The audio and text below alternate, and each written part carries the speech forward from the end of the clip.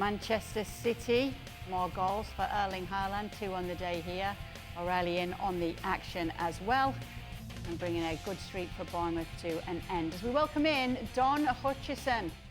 Hello, Don. Once again, we see Erling Haaland doing what Erling Haaland does to help his side. It's just genius, isn't it? It's just how on earth do you stop him? Well, you don't play a high line. That's obvious. Bournemouth deserve a lot of credit for how they tried to approach the game. There's a reason why they've beaten Tottenham and beaten Brighton. They're a high-pressing side. They tried to play on the halfway line. They tried to condense the spaces. But when you're playing Erling Haaland, I'm afraid you can't. You've got to drop that little bit deeper. You've got to go into a sort of low block if you can. It's not really Bournemouth style. So I get why they didn't approach the game like that. But this guy is just phenomenal. I mean, some strikers get one-on-one with a goalkeeper and you think, nope, don't fancy him. As soon as Haaland goes through, you just think, yep, inevitable. And he could have got a lot more. The guy's just a phenomenon. Absolutely brilliant stuff, Shaka, once again from him today. We're talking about the service that he gets, where he linked up so well with Turkey today. And I thought that was the difference in today and Turkey being on the park as opposed to seasons gone by when we've been a little bit critical of City in their slow build-up and inability to get Erling Haaland in behind defences. Turkey just recognises, listen, all I have to do is just put this ball in space. And in fairness to him, well, he makes it look simple. I think his understanding of Erling Haaland, the runs he makes in behind, the weight of his passes, absolutely perfect. Roll back the clock, a couple of years, and Pep Guardiola was telling Erling Haaland to stay up front, don't drop back and get involved in the play. Yet still, with the goal today, you see him dropping deeper, getting involved, and that just opened up space for him to run in behind. All he needed was somebody to provide that service. In years gone by, it was Kevin De Bruyne, but because of his injuries, etc., didn't happen anywhere near enough. Now, all of a sudden, Turkey on the park, he looks to have that understanding of Erling Haaland, what he's looking for in terms of the balls in behind. And once you put Erling Haaland in behind, 9 times out of 10, he's going to find the back of the net. The one time Petrovic does make a good save, you don't see Erling Haaland missing many more of those anytime soon. Have you know, Shaka, I don't appreciate the fact that when Don said, when you see a striker, there are some strikers that when they go in a 1v1 situation, you go, nope, and you look straight at me. I did notice that, to be fair. What? I mean... It's just not your forte, Ali. It's just all I was saying. All right.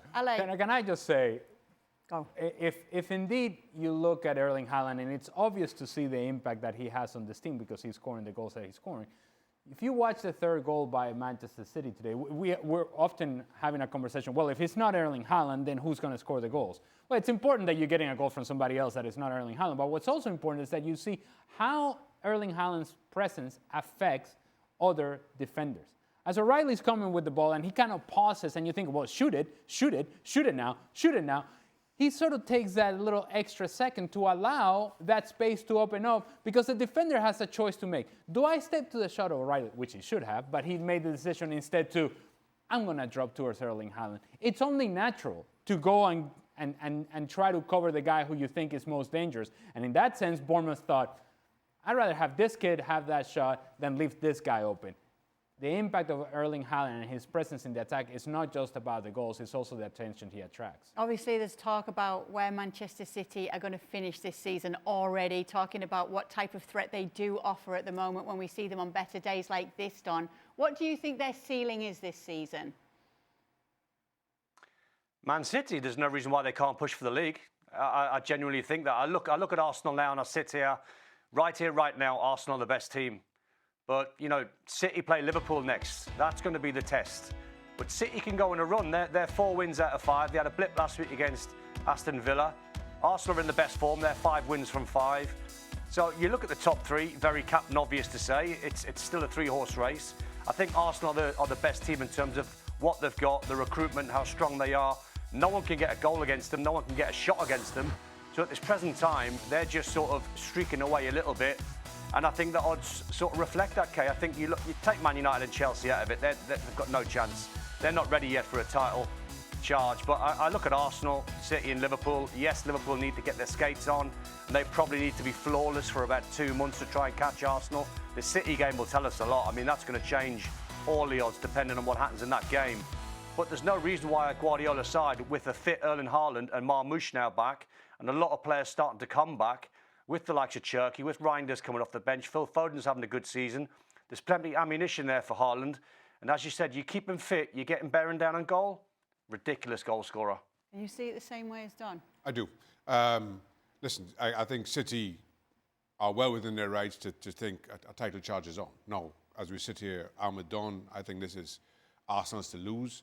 But if you're within that Manchester City dressing room, you thinking we have to run Arsenal down at the very least in the second half of the season. We've done it before, and let's come good. I think all City need to make sure that happens, at least that chase, is Erling Haaland stays fit, Cherky stays on the park. Those two things happen, I think you see the best version of Manchester City. I still think, as we sit here, the best version of Manchester City is not enough to topple what we've seen from Arsenal so far. It's hard to really understand nor believe the case that Don is making when one of the things that he said about describing Arsenal is that, they don't allow any goals and teams hardly get a shot off of them. If that's the argument for Manchester City getting back into the race, it's not a really believable argument. Arsenal are far and away the best team in this league, and it's about them. They're the ones that have to give this other teams a chance. If they play up to their standard, this is done, and it's done quick. Okay, make sure to join us tomorrow. There'll be a lot more talk because Sunderland can actually go above Manchester City if they're to beat Everton tomorrow. Yeah. Good for me and you. Ever since they were in Shaka's power rankings. Make sure to join us every single day on ESPN FC. Catching straight, Shaq.